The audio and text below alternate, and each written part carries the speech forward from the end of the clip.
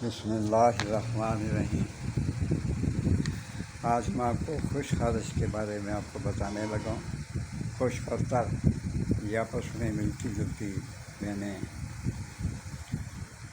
یہ جو خارش ہوتی ہے یہ تیزابیات کی وجہ سے ہوتی ہے، تیزابیات یا تیزابیت سے ہوتی ہے، مگر اس میں بلغمی رطوبات بالکل نہیں ہوتے، بلکہ یہ رطوبات خشک ہو کر خارش کی شکل اختیار کرتے ہیں جو بہت ہی دردناک ہوتی ہے۔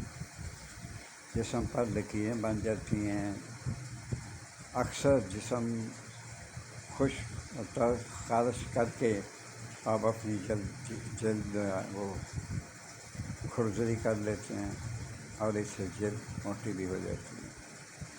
مریض شدید بے چینی اور گھبراہٹ اور جلن محسوس کرتا ہے۔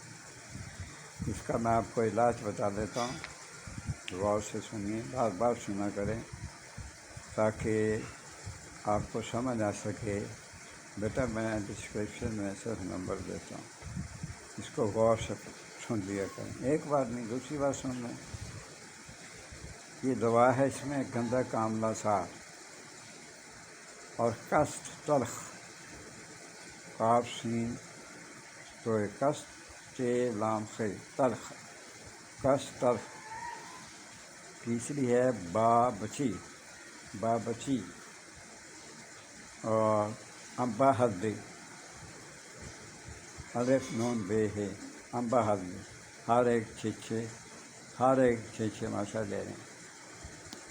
ٹھیک ہو گیا جی۔ پانی جو ہے وہ ایک چھٹاک لے لیں۔ تمام ادویات کو کوٹ چھان کر یا جیسے آپ کی مرضی ہے پانی میں بھگو دیں۔ جب پانی میں بھگو دیں گے تو پھر اس میں تیل سرسوں ایک چھٹاک ڈال کر آگ پر رکھ دیجیے۔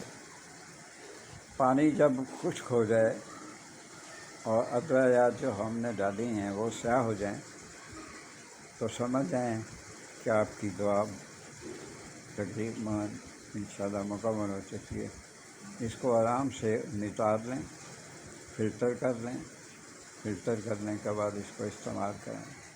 خارش زدہ مقام پر خوب مالش کیجیے۔ خشک و تر خارش میں یہ بہترین چیز ہے، آپ لگائیں، 1-2 دن میں آپ کو بہت زیادہ فرق محسوس ہوگا۔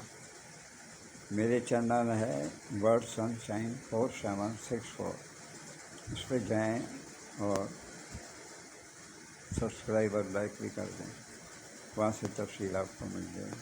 اجازت چاہتا ہوں آپ سے، اللہ حافظ۔